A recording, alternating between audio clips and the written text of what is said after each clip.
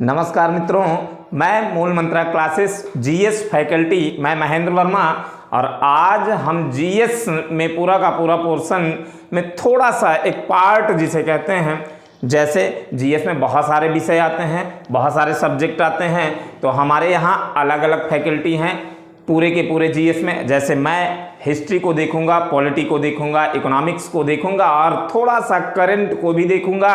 और इसके साथ साथ जीएस में जो साइंस वाले सर हैं वो आकाश सर हैं, और उसके बाद रजत सर भी देखेंगे, ज्योग्राफी को देखेंगे, करंट को देखेंगे। तो इस प्रकार से पूरी की पूरी प्लानिंग के साथ हम लोग आज से ही स्टार्ट कर रहे हैं ऑनलाइन वीडियो और ऑनलाइन क्लासेस स्टार्ट किए हैं, जिसमें एसएससी सीजीएल भी है, एसएससी जीडी भी है, उत्तर प्रदेश पुलिस भी है, एयरफोर्स है, आईबी है, अर्थात ऑल कॉम्पिटिटिव एग्जाम की बात हम लोग करेंगे आज से। और इसको आप लोग लाइक सब्सक्राइब अनिवार्य रूप से करिएगा हमारी वीडियो को पाने के लिए। और मैं ये गारंटी के साथ कह रहा हूं कि एक भी अगर मैं किसी भी टॉपिक को लूंगा तो उस टॉपिक से एक भी क्वेश्चन आपका छूटेगा नहीं। जैसे मैंने पेट में पूरा का पूरा सॉल्व करवाया, पेट में मैं लाइन बाय लाइन दिखा सकता हूं। और पहले वाले वीडियो में मैंने बताया था कि जो पहली वाली हमारी वीडियो थी उसमें हम लोगों ने गारंटी के साथ कहा था कि ये क्वेश्चन आया है और आप आके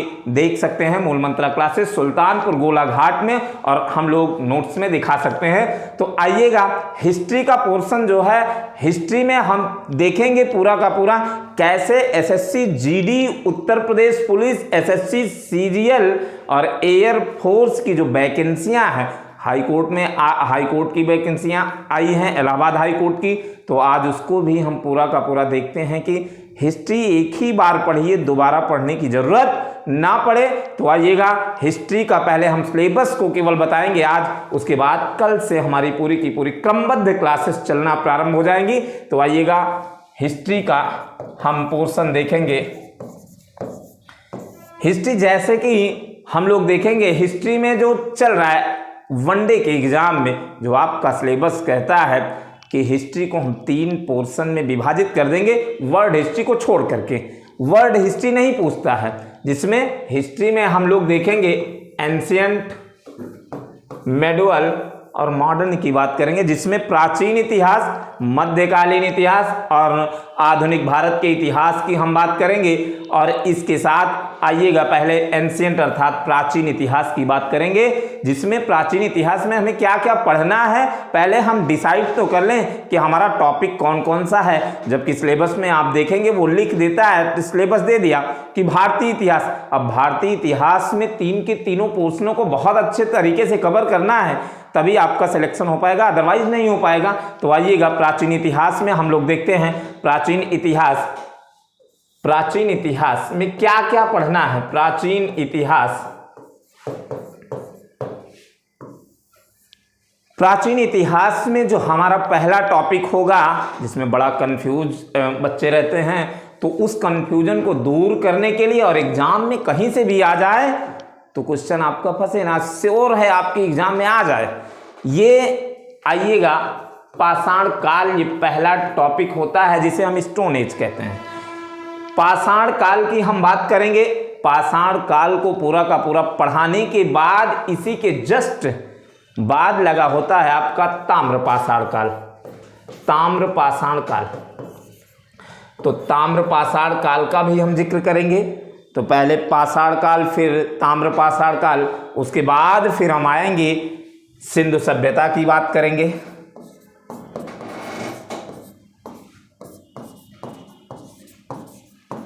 सिंधु सभ्यता की बात करेंगे। जरा सा मित्र आप लोग परेशान ना होइएगा, केवल और केवल मैं आज केवल ये बता रहा हूं कि सिलेबस क्या क्या है आपका। और जिस दिन मैं पाषाण काल उठाऊंगा, हमारी क्लास जो चलती है पाषाण काल की ही केवल 1 घंटे की क्लास रहती है, तब जाके मैं पाषाण काल समाप्त कर पाता हूं। और ये अभी मैं बताऊंगा प्लानिंग कैसे है हमारा, कि इतना बड़ा इतिहास, इतनी बड़ी पॉलिटी, इतना बड़ा इकोनॉमिक्स, सारा का सारा पोर्शन मैं कैसे कवर करूंगा। मैंने जबकि बताया था पहले वीडियो में कि मैं महा मैराथन के साथ आपका क्लास समाप्त करूंगा और पूरा का पूरा सिलेबस, अदरवाइज ऐसे थोड़ी ना सिलेबस समाप्त हो पाएगा, कतई नहीं हो पाएगा। तो ये चीजें हैं। तो सिंधु सभ्यता के बाद हम लोग लेंगे वैदिक काल। वैदिक काल जरा सा आइएगा मित्र, देखते हैं। इसी के पहले जैन धर्म और बौद्ध धर्म की बात करेंगे। जैन धर्म, बौद्ध धर्म की बात करेंगे। थोड़ा सा यहाँ पे आएंगे, देखेंगे। इसके पहले भारतीय इतिहास के स्रोत, इतिहास जानने के स्रोत।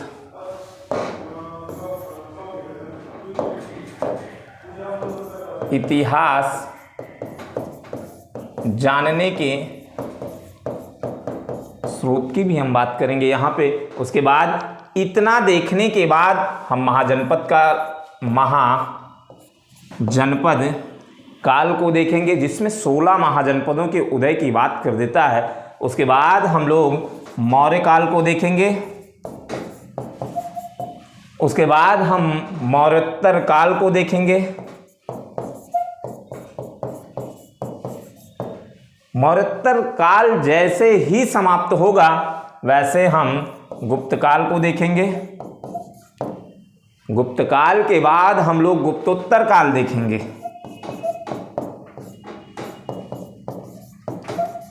गुप्तोत्तर काल के बाद फिर हम लोग देखेंगे दक्षिण भारत।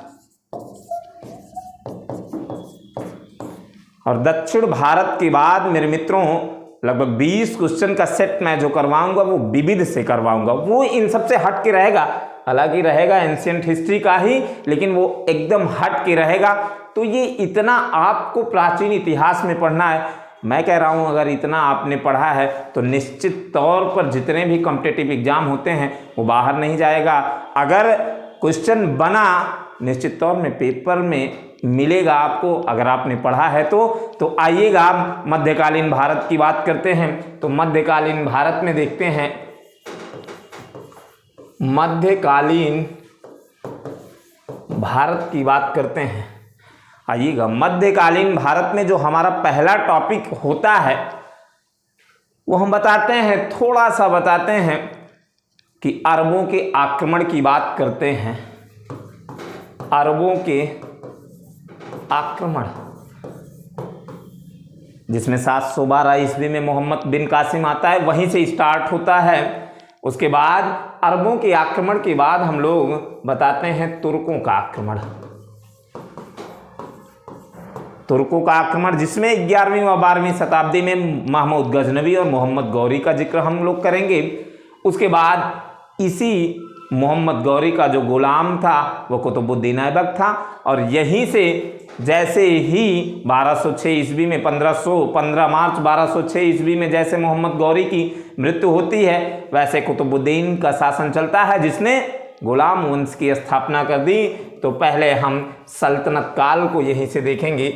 सल्तनत काल, और सल्तनत काल में पहला वंश जो था वो गुलाम वंश था। गुलाम वंश में कुतुबुद्दीन ऐबक, बलबन, इल्तुतमिश इत्यादि लोगों को हम लोग पढ़ेंगे। आराम शाह को भी पढ़ेंगे, अंत में कैकुवात कैमुस को पढ़ेंगे। गुलाम वंश के बाद खिलजी वंश पढ़ेंगे, खिलजी वंश। उसके बाद तुगलक वंश, उसके बाद सैयद वंश, उसके बाद लोदी वंश। मेरे मित्रों, मेरे भाइयों, इतना तो आपने पढ़ा है, इसके बाद भी सल्तनत काल में कुछ चीज़ें बची रहती हैं, जबकि वो चीज़ें रहती हैं जिसे हम कहते हैं भाषा का विकास और चित्रकला का विकास या स्थापत्य कला की हम बात करते हैं कि कौन कौन लोग क्या क्या बनवाए थे, कौन कौन से सुल्तान क्या क्या चीज़ें बनवाए थे, तो उनके बारे में भी हम जिक्र करेंगे। जबकि मैं यहाँ लिख नहीं रहा हूँ तो ये मैं बता दे रहा हूँ। अब आइएगा जरा, जैसे ही समाप्त हो जाएगा अंतिम ये लोदी वंश का जो संस्थापक है, जो कहते हैं अंतिम शासक जो था वो इब्राहिम लोदी था, और इसके चाचा ने आलम खां और दौलत खां, उन्होंने दावत दिया किसको, बाबर को, और आता है वो मुगल वंश की स्थापना कर देता है। तो आइएगा हम सल्तनत काल को देखें। अब आइएगा जरा मुगल काल की हम बात करते हैं। तो मुगल काल, मुगल काल की अगर हम बात करें तो मुगल काल में पहला हमारा जो टॉपिक होगा वो बाबर का होगा। बाबर का एक पुत्र था जिसका नाम था हुमायूं। हुमायूं को देखेंगे। हुमायूं का पुत्र अकबर था, लेकिन इसी के बीच में द्वितीय अफगान आएगा। द्वितीय अफगान, जिसे हम शेर शाह सूरी कहते हैं, जिसे हम शेर शाह सूरी कहते हैं। प्रथम अफगान अगर कहा जाए तो वो लोदी वंश को कहा जाता है। तो बाबर के बाद हुमायूं, हुमायूं के बाद थोड़ा सा मित्र शेर शाह सूरी के बारे में पढ़ेंगे। शेर शाह सूरी के बाद फिर हम अकबर को पढ़ेंगे। अकबर, और अकबर का पुत्र था जहांगीर। जहांगीर के बाद शाहजहां।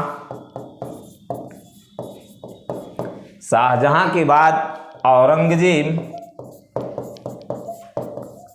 अब आइएगा, ये औरंगजेब जैसे मुगल काल में था, अंतिम बादशाह था, लेकिन मुगलों के पतन से भी क्वेश्चन बनता है, तो मुगलों का हम पतन भी बीच में कराएंगे।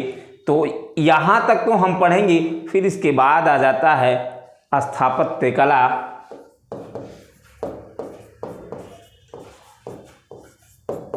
भाषा, चित्रकला इत्यादि की हम बात करेंगे। यहाँ तक तो हम पढ़ लिए। ये मध्यकालीन भारत की हम बात करें, ये ध्यान दीजिएगा कि जैसे मैंने प्राचीन में मैंने बताया कि विविध को मैं पढ़ाऊंगा, वैसे ही मध्यकालीन में भी ऐसे क्वेश्चन होगा विविध, जिसमें ये चीज़ें नहीं है, इसी से संबंधित रहेगा विविध में। तो लगभग 20 से 25 क्वेश्चन रहेगा, वो चाहे प्राचीन इतिहास हो चाहे मध्यकालीन इतिहास हो। आइएगा अब जरा हम आधुनिक भारत के इतिहास की बात करते हैं, जहाँ से बार बार क्वेश्चन पूछता है और ज़्यादा से ज़्यादा क्वेश्चन पूछता है। तो आइएगा हम बात करते हैं आधुनिक भारत के इतिहास की बात करेंगे। आधुनिक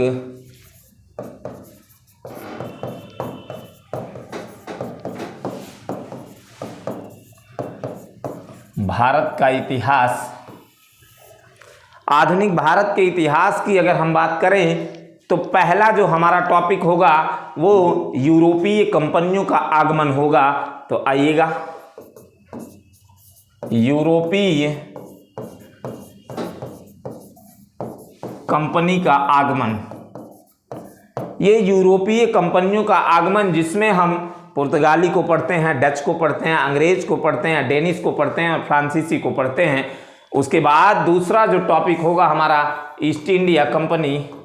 ईस्ट इंडिया कंपनी व बंगाल की बात हम करेंगे।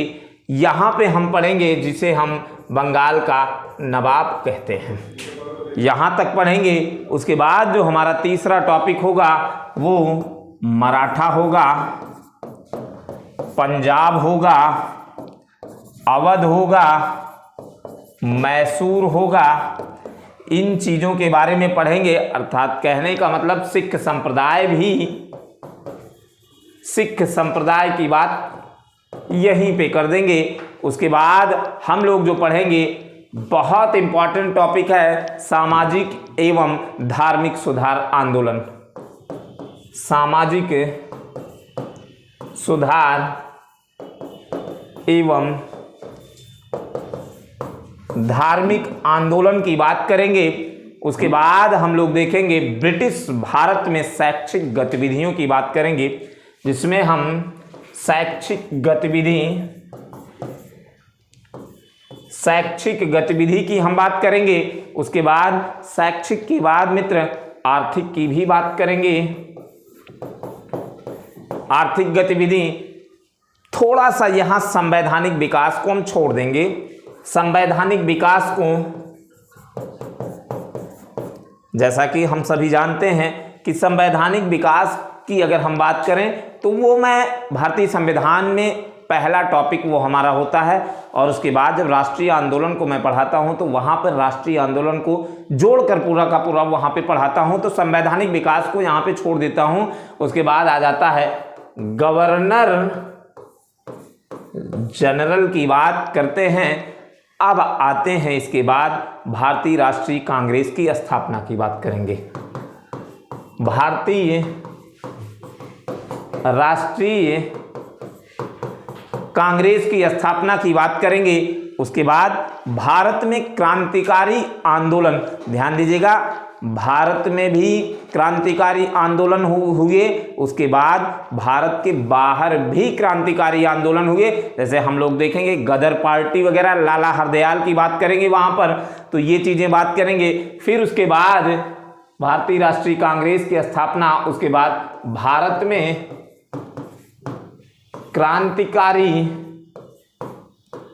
क्रांतिकारी आंदोलन और भारत के बाहर की बात करेंगे। अब आइएगा हम लोग बात करेंगे राष्ट्रीय आंदोलन की बात करेंगे। राष्ट्रीय आंदोलन की बात करेंगे। उसके बाद भारत में सांप्रदायिकता की बात करेंगे, जहां पर हम लोग देखते हैं बाबा साहब भीमराव अंबेडकर ने चुनाव वगैरह 1937 में स्टार्ट कर दिया। सांप्रदायिकता का विकास। उसके बाद हम अंतिम में देखेंगे समाचार पत्र या पत्रिका, नारे, उपाधियां। उसके बाद हम लोग विविध की बात करेंगे। इतनी चीजों की हम ये बात करेंगे। लिखना बड़ा आसान था मेरे मित्र, इतना मैंने लिखा है। अगर एक लाइन को मैंने लिखा है, यदि मैं अगर एक लाइन को डिफाइन करूंगा या किसी भी लाइन को मैं डिफाइन करूंगा तो लगभग 1 घंटे 2 घंटे की बात करता है। जैसे मैं आप देख सकते हैं वीडियो को भी मूल मंत्रा चैनल पर जा करके हमारी वीडियो को, हमारी महामैराथन को आप देख सकते हैं। जैसे मैं भारतीय राष्ट्रीय कांग्रेस की स्थापना से स्टार्ट किया और पूरा का पूरा 1947 तक पूरे के पूरे देश को आज़ाद करा दिया, और वो 9 घंटे की वीडियो में, 9 घंटे की क्लास में मैं पूरा का पूरा वो समाप्त कर दिया। सेम इसी प्रकार से एंशिएंट हो, मेडुअल हो और मॉडर्न की बात करते हैं तो इतनी चीज़ें अगर आप पढ़ते हैं, अब चैलेंज का काम यह है कि इतना सिलेबस कैसे समाप्त होगा, तो वो चैलेंज हमको एक्सेप्ट करना है। बैठना आपको है, सुनना आपको है, पढ़ाने का कार्य हमारा है और हम पढ़ाएंगे पूरा का पूरा। वो हमारी ऑफलाइन क्लास में मैराथन के अकॉर्डिंग चलेगा। उसके बाद ऑनलाइन में भी, ऐसा नहीं है कि ऑनलाइन नहीं चलेगा, ऑनलाइन में भी महामैराथन होगा। जिस प्रकार से, जिस जोश और जुनून के साथ आप उतरे हैं, उससे कहीं ज़्यादा हमारी टीम, हमारी मूल मंत्रा क्लासेस एसएससी जीडी के लिए उतरी है, आने वाली वैकेंसियों के लिए उतरी है। तो इसके लिए आप निश्चिंत रहिएगा। एक बार मेरे मित्र डेमो लेकर देखिएगा, आइएगा मूल मंत्रा में। बहुत सारी कोचिंगें हैं, मैं किसी कोचिंग के बारे में कोई जिक्र नहीं कर रहा हूं, लेकिन मैं बेस्ट से बेस्ट करूंगा और लगभग हर कोचिंगें चाहती हैं बेस्ट से बेस्ट करने के लिए, तो मैं उससे भी बेहतर करने की कोशिश करूंगा। तो आइएगा, ये चीजें तो रही, हिस्ट्री की बात करते हैं। थोड़ा सा पॉलिटी का जिक्र कर देते हैं मित्र।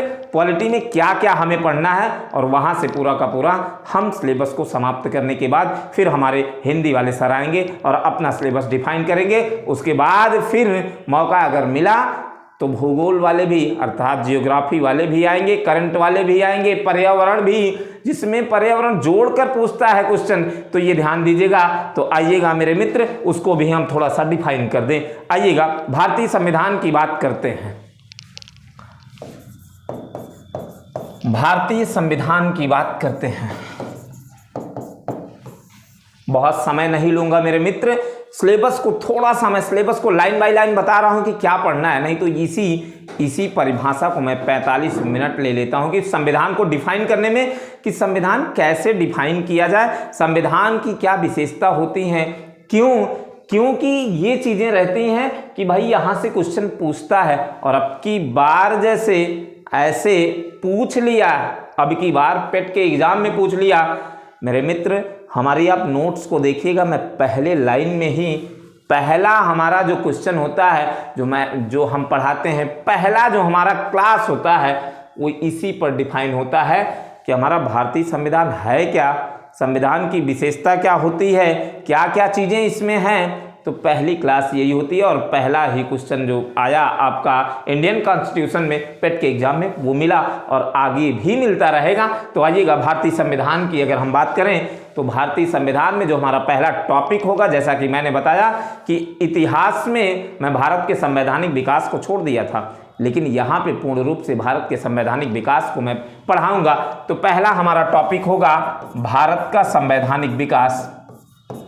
भारत का संवैधानिक विकास, पहला यही टॉपिक होगा, भारत का संवैधानिक विकास। अब उसके बाद आएगा भारतीय संविधान की बात करेगा। तो भारतीय संविधान में हम लोग देखेंगे भारतीय संविधान को परिभाषित करते हुए भारतीय संविधान का निर्माण करा देंगे और 1895 से स्टार्ट करेंगे। 1895, 1922, 1928, 1929, 1937 और 1940, 1942, 1946 कैबिनेट मिशन प्रस्ताव तक लाते हुए भारतीय संविधान का निर्माण कराएंगे कि कितना पैसा लगा, कितना दिन लगा, कौन कौन शामिल थे, कैसे क्या चीजें थी। कॉन्सेप्ट बेस पूरा का पूरा चलेगा भारतीय संविधान को पढ़ाने के बाद। फिर उसके बाद निर्माण कराने के बाद उद्देशिका पर आएंगे। उद्देशिका की हम बात करेंगे।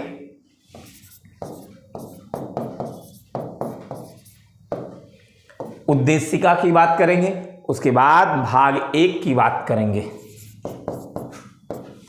भाग 1 की बात करेंगे, 2 की बात करेंगे, 3 की बात करेंगे, 4 की बात करेंगे, जिसमें संघ एवं राज्य की बात करेंगे भाग 1 में। दूसरे में नागरिकता की बात करेंगे। तीसरे में फंडामेंटल राइट मौलिक अधिकार की बात करेंगे। 4 में डीपीएसपी नीति निर्देशक तत्व की बात करेंगे। और 4 का मेरे मित्र यही मौलिक कर्तव्यों की भी बात करेंगे। उसके बाद भाग 5 की भी बात करेंगे, जिसमें हम लोग पढ़ेंगे राष्ट्रपति को पढ़ेंगे, उपराष्ट्रपति को पढ़ेंगे, प्रधानमंत्री को पढ़ेंगे, मंत्रिपरिषद को पढ़ेंगे, महान्यायवादी को पढ़ेंगे, कैग को पढ़ेंगे, संसद को पढ़ेंगे। तो ये 5 में पढ़ेंगे। उसके बाद भाग 6 की बात करेंगे। ये 5 संघ की कार्यपालिका है, 52 से 151। और 6 की बात करेंगे राज्य की कार्यपालिका, जिसमें राज्यपाल को पढ़ेंगे, मुख्यमंत्री को पढ़ेंगे। उसके बाद हम लोग विधानसभा को पढ़ेंगे, विधान परिषद को पढ़ेंगे। उसके बाद 7 को नहीं पढ़ाते हैं, 7 से क्वेश्चन पूछता भी नहीं है। हालांकि पहले स्टार्टिंग में भारतीय संविधान के निर्माण में जहां से स्रोत वगैरह लिखाते हैं वहां पे मैं बता देता हूं कि सारी चीजें ये इस भाग में है। कभी कभी क्वेश्चन ये पूछ लेता है किस भाग में है, तो इनके बारे में भी जिक्र कर दिया जाता है। उसके बाद 7, 8, 9 आ जाता है, बड़ा इंपॉर्टेंट पंचायती राज व्यवस्था की बात करते हैं। वेरी इंपॉर्टेंट है पंचायती राज व्यवस्था। भाग 9 की हम बात करेंगे, जिसमें पूरा का पूरा एक टॉपिक होगा, ये पूरा एक चैप्टर होगा, पूरा एक पार्ट होगा। उसके बाद भाग 11 की बात करेंगे, भाग 12 की भी बात करेंगे, भाग 15 की भी बात करेंगे, भाग 17 की भी बात करेंगे, भाग 18 की भी बात करेंगे, भाग 20 की भी बात करेंगे। इतनी चीजें मैं पढ़ाने के बाद, इतनी चीजें को पढ़ाने के बाद संविधान संशोधन का भी जिक्र होगा।